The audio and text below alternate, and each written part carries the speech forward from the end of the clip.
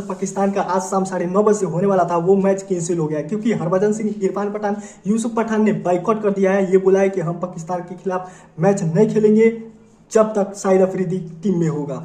तो इसके ऊपर पाकिस्तानी मीडिया, कुछ पाकिस्तानी बेवकूफ़ यूट्यूबर ये बोल रहे हैं कि भारत को हमने युद्ध में हरा दिया, इसी वजह से वो नहीं खेल रहा है। भाई इतना हंसी आता है ना, ये वीडियो लास्ट तक देखिएगा, बहुत मजा आने वाला है कॉमेडी देख के।